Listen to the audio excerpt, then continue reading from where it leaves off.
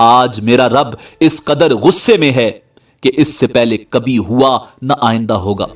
مجھ سے جنت میں اللہ تعالیٰ کی نافرمانی ہو گئی تھی، جس کی وجہ سے مجھے اپنی جان کی فکر ہے، لہٰذا میں سفارش نہیں کر سکتا، تم لوگ نوح کے پاس چلے جاؤ۔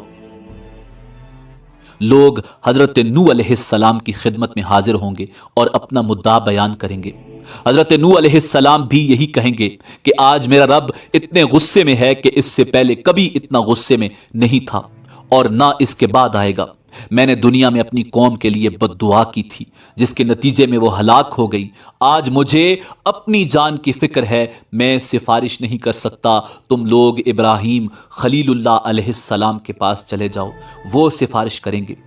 لوگ اللہ کے پیغمبر جد رسول حضرت ابراہیم خلیل اللہ علیہ السلام کی خدمت میں حاضر ہوں گے اور عرض کریں گے، آپ اللہ کے نبی اور اس کے خلیل ہیں، اپنے رب کے حضور سفارش کر دیں۔ آپ دیکھ رہے ہیں ہماری کیا حالت ہو رہی ہے۔ حضرت ابراہیم علیہ السلام بھی وہی بات فرمائیں گے جو حضرت آدم اور حضرت نوح علیہ السلام نے کہی تھی۔ آج میرا رب اس قدر ناراض ہے کہ اس سے پہلے کبھی اتنا ناراض نہیں ہوا، نہ اس کے بعد ہوگا۔ میں نے دنیا میں 3 جھوٹ بولے تھے، جس کی وجہ سے آج مجھے اپنی جان کی فکر ہے، کہیں اللہ تعالیٰ باز پرس نہ کریں، لہٰذا تم لوگ موسیٰ کے پاس چلے جاؤ۔ لوگ موسیٰ کلیم اللہ علیہ السلام کی خدمت میں حاضر ہوں گے اور عرض کریں گے، اللہ تعالیٰ نے آپ سے ہم کلام ہو کر سارے لوگوں پر آپ کو فضیلت دی۔ آپ دیکھ رہے ہیں ہماری کیا حالت ہو رہی ہے، آپ اپنے رب کے حضور سفارش کر دیں۔ حضرت موسیٰ علیہ نبینا علیہ السلام فرمائیں گے، آج تو میرا رب اس قدر غصے میں ہے کہ اس سے پہلے کبھی نہ ہوا اور نہ بعد میں ہوگا۔ میں نے دنیا میں ایک آدمی کو قتل کیا تھا، جس کی وجہ سے مجھے اپنی جان کی فکر ہے، لہٰذا میں سفارش نہیں کر سکتا، تم لوگ عیسیٰ کے پاس چلے جاؤ۔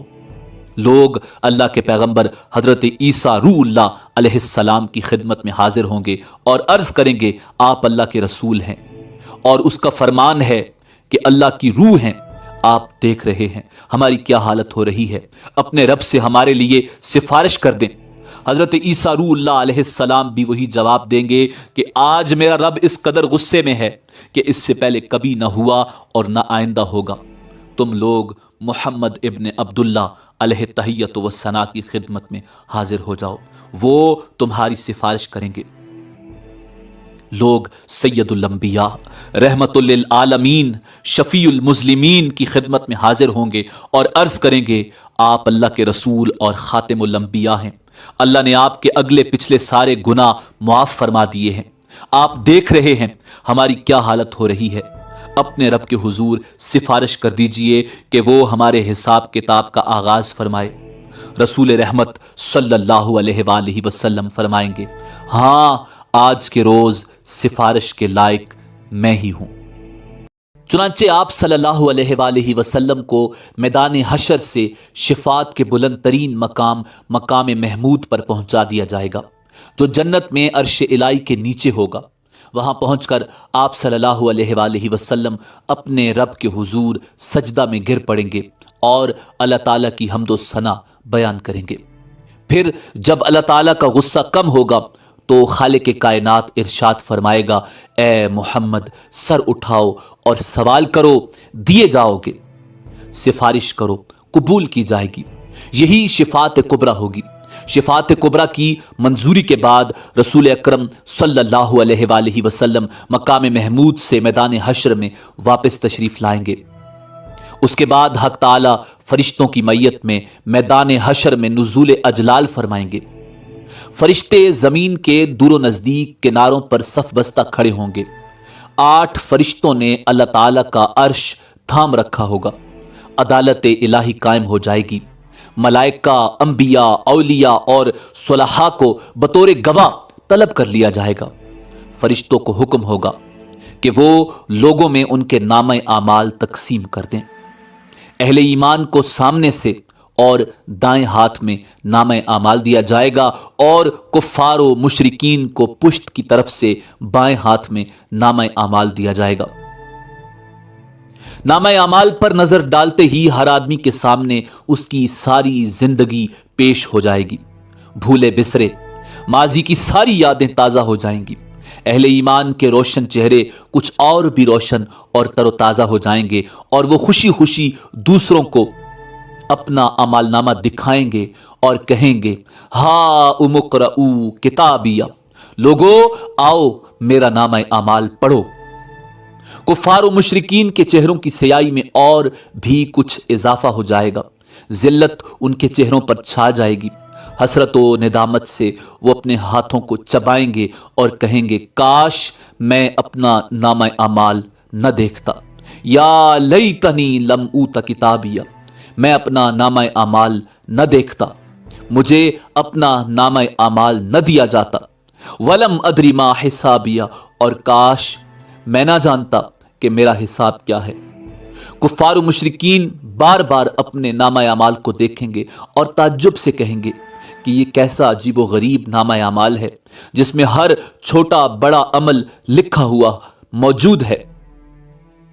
या वैलता माली हादल किताबी ला युगादिरु सगीरतन वला कबीरतन इल्ला अहसाहा, हाय हमारी कमबख्ती, ये नामा अमाल कैसा है, कोई छोटे से छोटा या बड़े से बड़ा अमल ऐसा नहीं जो इसमें शामिल ना हो। अमाल नामों की तकसीम के बाद सवाल जवाब का सिलसिला शुरू होगा। अल्लाह सुब्हानहू व तआला जिस से चाहेंगे बगैर किसी तर्जुमान के बराह रास्त सवाल करेंगे। सबसे पहले मुशरिकों से पूछा जाएगा कि उन्होंने शिर्क क्यों किया।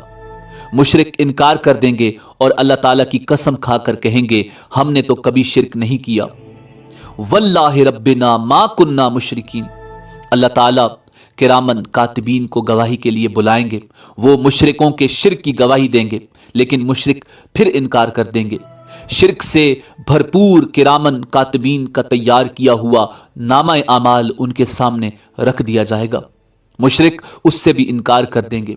फिर उस दौर के अंबिया, उलमा और औलिया को गवाही के लिए बुलाया जाएगा, तो वो उनके शिर्क की गवाही देंगे, लेकिन मुशरिक उससे भी इनकार कर देंगे। फिर कब्र या मिज़ार की वो जगह जहां शिर्क किया जाता था गवाही के लिए लाई जाएगी, वो भी मुशरिकों के शिर्क की गवाही देगी, लेकिन मुशरिक उसका भी इनकार कर देंगे और अल्लाह ताला से मुखातिब होकर कहेंगे, या अल्लाह, क्या तूने अपने बंदों को जुल्म से पनाह नहीं दी। अल्लाह ताला इरशाद फरमाएंगे, हाँ मैंने अपने बंदों को जुल्म से पनाह दी है। मुशरिक कहेंगे, आज हम अपनी ज़ात के अलावा किसी दूसरे की गवाही को तस्लीम नहीं करेंगे। अल्लाह ताला उनकी ज़बानों पर मोहर लगा देंगे और उनके आज़ा को बोलने का हुक्म देंगे। तब मुशरिकों के आज़ा गवाही देंगे कि हाँ वाकई ये शिर्क करते थे, और यूं उन पर जहन्नुम वाजिब हो जाएगी। मुशरिक अपने आज़ा को लान तान करेंगे कि हम तो तुम्हें जहन्नुम से बचाने की कोशिश कर रहे थे। जवाब में आज़ा कहेंगे, जिस अल्लाह ने तुम्हें कुव्वत गोयाई अता फरमाई है उसने हमें बोलने का हुक्म दिया था, हम कैसे इनकार कर सकते थे। एक मुनाफिक से अल्लाह ताला सवाल करेंगे, क्या मैंने तुझे दुनिया में इज्जत, हुकूमत, अहलो अयाल और मालो दौलत नहीं दिया था। वो अर्ज करेगा, क्यों नहीं या अल्लाह, सब कुछ दिया था। अल्लाह ताला दूसरा सवाल पूछेंगे, क्या तुझे यकीन था कि कयामत आएगी और अल्लाह ताला के सामने जवाबदही होगी। मुनाफिक कहेगा, हाँ या रब, मुझे यकीन था, मैंने तेरा कलमा पढ़ा, तेरी किताब पर ईमान लाया, तेरे रसूल पर ईमान लाया, नमाज पढ़ी, रोजे रखे, ज़कात दी।